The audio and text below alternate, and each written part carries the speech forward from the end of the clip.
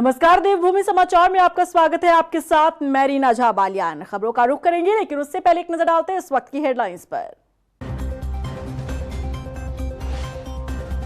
लोकसभा चुनाव से पहले लगातार बढ़ रहा बीजेपी का कुनबा। बीजेपी के भीतर ही तैयार हो रहा है एक अलग विपक्ष। इस्तीफों की बाढ़ ने बीजेपी को बनाया विपक्ष युक्त। हरिद्वार लोकसभा सीट पर मजबूत नाकेबंदी में जुटी बीजेपी। धुआंधार जनसभाएं और रोड शो से गरमाने लगा धर्मनगरी का सियासी माहौल। त्रिवेंद्र सिंह रावत के समर्थन में हो रही वोट की अपील। उत्तराखंड में पोस्टर बैलेट के जरिए लोकसभा चुनाव का मतदान शुरू। घर घर जाकर मतदान कराने के लिए पोलिंग पार्टियां रवाना। दिव्यांग और बुजुर्गों से कराई जा रही वोटिंग।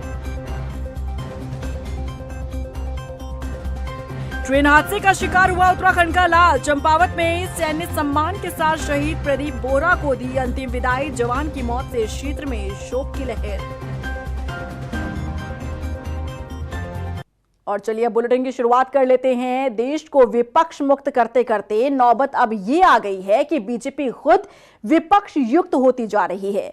लोकसभा चुनाव से पहले विपक्षी दलों से आई एक तरफा इस्तीफों की बाढ़ ने ये सोचने पर मजबूर कर दिया है कि क्या बीजेपी के भीतर ही विपक्ष तैयार हो रहा है और आगे आने वाले समय में इसके क्या परिणाम हो सकते हैं। देखिए रिपोर्ट।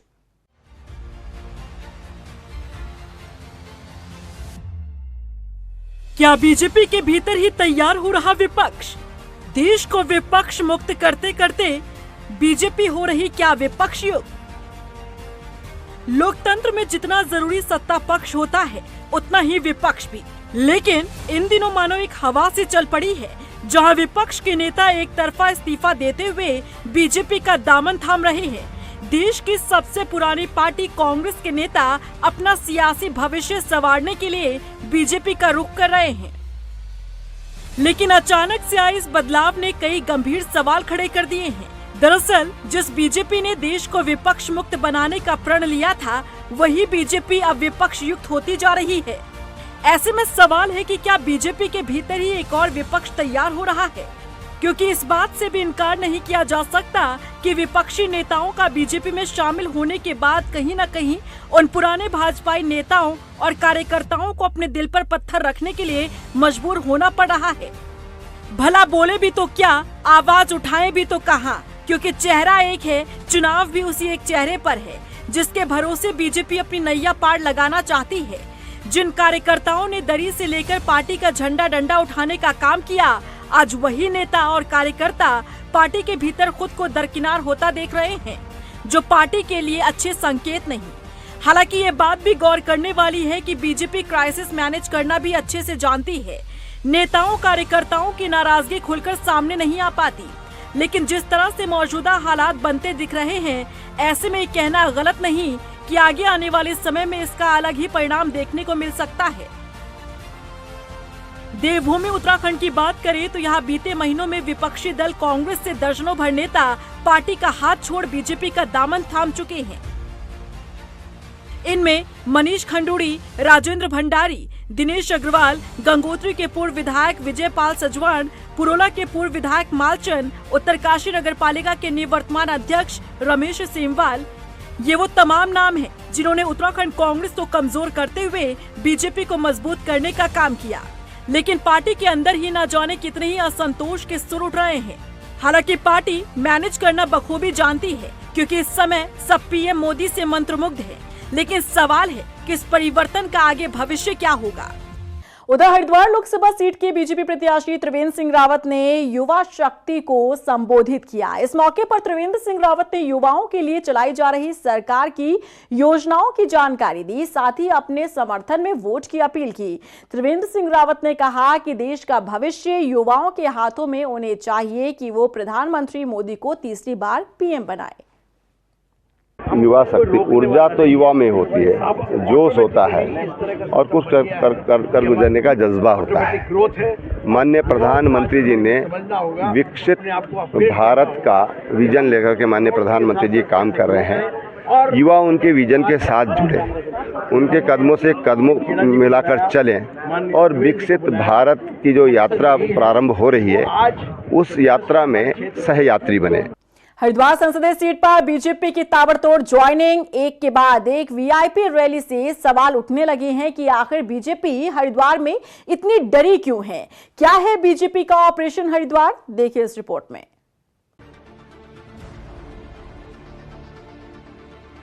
चौदह विधानसभा क्षेत्र वाली हरिद्वार संसदीय सीट की 11 विधानसभाएं हरिद्वार जिले में पड़ती है, तो 3 विधानसभा देहरादून जिले में। 14 में से 6 सीट बीजेपी के पास है, तो बाकी 9 सीटों पर कांग्रेस, बसपा और निर्दलीय का कब्जा है। करीब 20 लाख वोटर्स वाली सीट पर 8.5 लाख के आसपास मुस्लिम वोट है, जो कभी बसपा तो कभी कांग्रेस के पाले में जाता रहा है। यही वोटर्स बीजेपी के डर का कारण है। इस वोट बैंक को पाले में रखने के लिए ही ताबड़तोड़ बीजेपी में ज्वाइनिंग हो रही है। हरिद्वार में ऐसे तमाम नेताओं के लिए लाल कारपेट बिछाया जा रहा है जो थोड़ा बहुत जनाधार रखते हैं। बसपा से 3 बार के विधायक रहे हरिदास, बसपा नेता सुबोध राकेश, ऋषिकेश से पूर्व मंत्री दिनेश धने के बेटे कनक धने, 3 बार मंत्री रह चुके दिनेश अग्रवाल, डोईवाला से निर्दलीय चुनाव लड़ चुके एसपी सिंह, ज्वालापुर से विधानसभा चुनाव लड़ चुके कांग्रेस नेता एसपी सिंह, मेयर चुनाव लड़ चुके कांग्रेस नेता संजय महंत, विधानसभा चुनाव लड़ चुके पुरुषोत्तम शर्मा बीजेपी ज्वाइन कर चुके हैं। निश्चित रूप से बड़ी संख्या में लोग भारतीय जनता पार्टी की तरफ आ रहे हैं और बहुत तेजी से इसमें वृद्धि हुई है ऐसे लोगों के आने में, और भारतीय जनता पार्टी ने उनका स्वागत किया है। हम उनको जो काम है उनको निश्चित रूप से कुछ न कुछ काम उनको दिया जाएगा ताकि वो उनकी सक्रियता बनी रहे। बीजेपी की कोशिश है कि दलित और मुस्लिम वोट किसी भी तरह कांग्रेस को शिफ्ट ना हो। लोकसभा चुनाव में यहां बसपा करीब 1.5 लाख के आसपास वोट ले जाती रही है। 2019 के लोकसभा चुनाव की बात करें तो यहां बसपा कुल डाले गए वोट का करीब 14% वोट लेकर तीसरे नंबर पर रही, जबकि कांग्रेस 32% वोट के साथ दूसरे नंबर पर, 52% वोट के साथ तब बीजेपी चुनाव जीती थी। लेकिन तब विधानसभाओं में उसकी स्थिति मजबूत थी। संसदीय सीट के 14 विधानसभा में से 11 सीटों पर बीजेपी विधायक मौजूद थे। निश्चित रूप से भारतीय जनता पार्टी की जो हरिद्वार लोकसभा सीट है, हम पिछले सारे रिकॉर्ड तोड़ते हुए हरिद्वार लोकसभा को जीतने वाले हैं। और जिस प्रकार से हरिद्वार की जनता ने पिछले अभी पंचायत चुनाव में भारतीय जनता पार्टी को अपना समर्थन दिया, वहाँ पर 6 के 6 ब्लॉक प्रमुख हम निर्वाचित भारतीय जनता पार्टी के हुए। जिला पंचायत का अध्यक्ष, उपाध्यक्ष भारतीय जनता पार्टी का निर्वाचित हुआ। इसलिए भारतीय जनता पार्टी जिस प्रकार से हरिद्वार लोकसभा में आम व्यक्ति का जो समर्थन भाजपा को मिला है, हम बिल्कुल निसंदेह उस सीट को पिछले सारे रिकॉर्ड तोड़ते जीत रहे हैं। सिर्फ ज्वाइनिंग ही नहीं, स्टार प्रचारकों के भी धुआंधार दौरे हरिद्वार सीट पर कराए जा रहे हैं। पार्टी के राष्ट्रीय अध्यक्ष जेपी नड्डा हरिद्वार में रोड शो, साधु संतों से मुलाकात करके जा चुके हैं, तो अब 11 अप्रैल को प्रधानमंत्री नरेंद्र मोदी यहां पहुंच रहे हैं। कुल मिलाकर धर्मनगरी हरिद्वार की मजबूत नाकेबंदी में बीजेपी जुटी हुई है। डोईवाला पहुंचे हरिद्वार लोकसभा सीट से निर्दलीय प्रत्याशी उमेश कुमार ने ग्रामीणों इलाकों में नुक्कड़ सभा के जरिए जन समर्थन जुटाया। उमेश कुमार ने क्षेत्र की जनता से वादा करते हुए कहा कि अगर वो संसद पहुंचते हैं तो डोईवाला में उप जिला अस्पताल के साथ ही सिडकुल खुलवाएंगे। जो कांग्रेस से थे वो आहत वो भाजपा में चले गए, जो भाजपा से आहत थे वो आप में चले गए, कुछ बसपा में चले गए। अब वो इन सब पार्टियों को छोड़कर टीम उमेश कुमार का हिस्सा बन गए।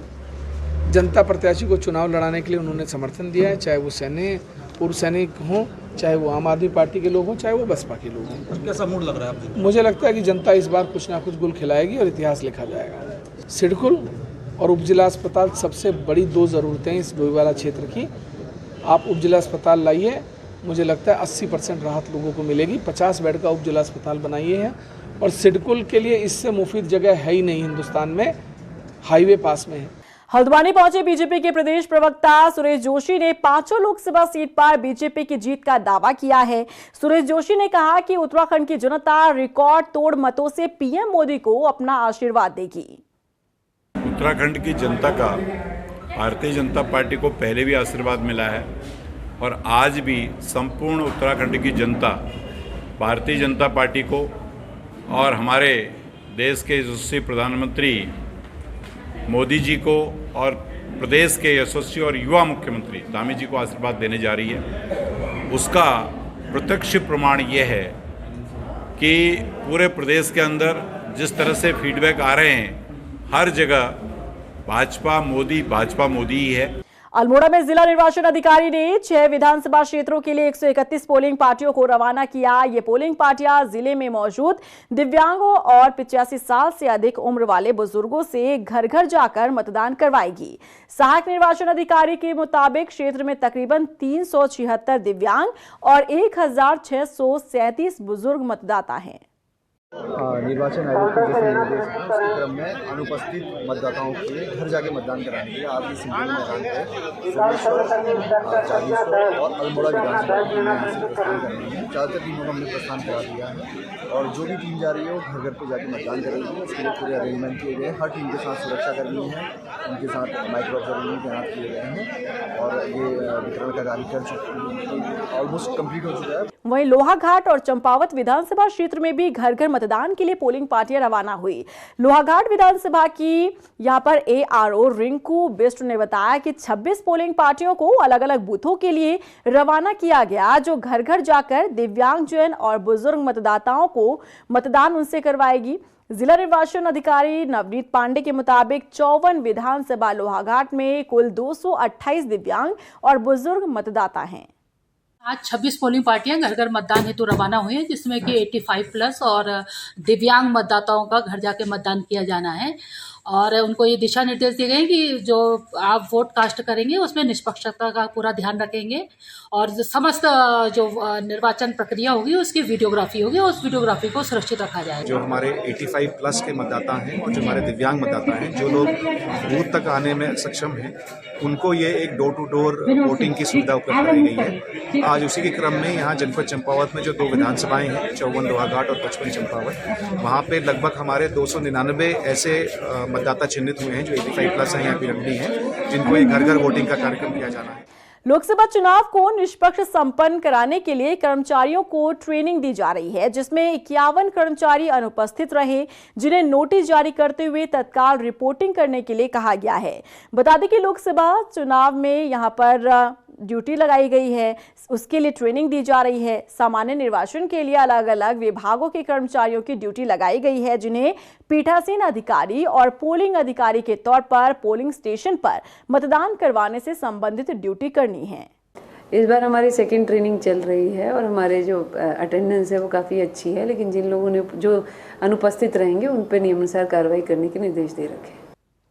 लोकसभा निर्वाचन के पहले चरण में मतदान भले ही 19 अप्रैल को हो, लेकिन मतदान ड्यूटी में लगे कार्मिकों ने पोस्टल बैलेट के जरिए से मतदान करना शुरू कर दिया है। निर्वाचन नोडल अधिकारी के मुताबिक नैनीताल जिले में अब तक 452 कार्मिकों ने पोस्टल बैलेट से मतदान किया है। एक इम्पॉर्टेंट पॉइंट है कि कल तक 761 कार्मिकों के इलेक्शन ड्यूटी सर्टिफिकेट जारी कर दिए गए थे और कल तक रामनगर जो विधानसभा है उसमें 220 पोस्टल बैलेट हो गए थे। लोहाघाट के सीलगांव पहुंचे जिलाधिकारी रूठे ग्रामीणों को मनाने में कामयाब रहे हैं। दरअसल यहां ग्रामीणों ने रोड नहीं तो वोट नहीं का नारा देते हुए चुनाव बहिष्कार का ऐलान किया, जिस पर संज्ञान लेते हुए जिलाधिकारी खुद 8 किलोमीटर पैदल चलकर सीलगांव पहुंचे, जहां उन्होंने ग्रामीणों को लोकतंत्र के महापर्व में हिस्सा लेने का आग्रह किया। डीएम के समझाने पर ग्रामीण मान गए हैं। डीएम साहब का बहुत बहुत धन्यवाद करना चाहता हूं। मेरे को अवसर छाद हो गई। आज मैंने फर्स्ट बार अपने डीएम साहब का मौका अपने सीलगांव की परिस्थिति के बारे में मैंने आज सुना। मैंने बहुत अच्छा हुआ, हमें खुशी हुई। हमने इस साल चुनाव बहिष्कार का ऐलान किया था, अब हमें अपना चुनाव बहिष्कार का ऐलान तोड़ने की, हमने डीएम साहब आने से हम खुद ही तोड़ने के आश्वासन में हैं, तोड़ देंगे। राजस्थान के चुरू में ट्रेन हादसे में मारे गए भारतीय सेना के आर्टिलरी में तैनात जवान प्रदीप बोरा का पार्थिव शरीर उनके गांव चंपावत के तपनीपाल पहुंचा, जहां सैन्य सम्मान के साथ उन्हें अंतिम विदाई दी गई। जवान का अंतिम संस्कार गुप्तेश्वर शमशान घाट पर किया गया। आपको बता दें कि शुक्रवार को प्रदीप बोरा छुट्टी लेकर घर आ रहे थे और इसी दौरान चुरू में चलती ट्रेन से उनका पैर फिसला और इस हादसे में उनकी मौत हो गई। इस घटना से पूरे क्षेत्र में शोक की लहर है।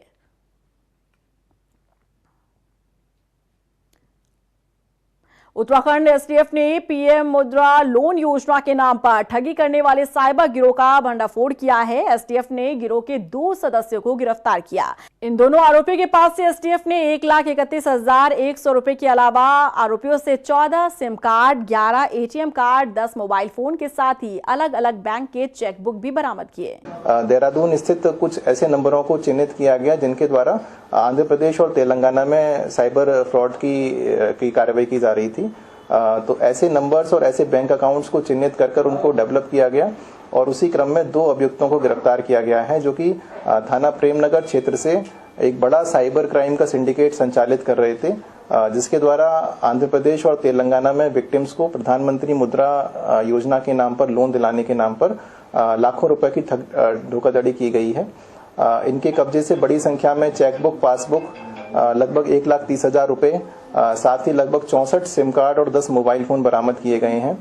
और इसी के साथ फिलहाल इस बुलेटिन में बस इतना ही, लेकिन चलते चलते एक नजर डालते हैं इस वक्त की हेडलाइंस पर। लोकसभा चुनाव से पहले लगातार बढ़ रहा बीजेपी का कुनबा। बीजेपी के भीतर ही तैयार हो रहा एक अलग विपक्ष। इस्तीफों की बाढ़ ने बीजेपी को बनाया विपक्ष युक्त। हरिद्वार लोकसभा सीट पर मजबूत नाकेबंदी में जुटी बीजेपी। धुआंधार जनसभाएं और रोड शो से गरमाने लगा धर्मनगरी का सियासी माहौल। त्रिवेंद्र सिंह रावत के समर्थन में हो रही वोट की अपील। उत्तराखंड में पोस्टर बैलेट के जरिए लोकसभा चुनाव का मतदान शुरू। घर घर जाकर मतदान कराने के लिए पोलिंग पार्टियां रवाना। दिव्यांग और बुजुर्गों से कराई जा रही वोटिंग। ट्रेन हादसे का शिकार हुआ उत्तराखंड का लाल। चंपावत में सैन्य सम्मान के साथ शहीद प्रदीप बोहरा को दी अंतिम विदाई। जवान की मौत से क्षेत्र में शोक की लहर।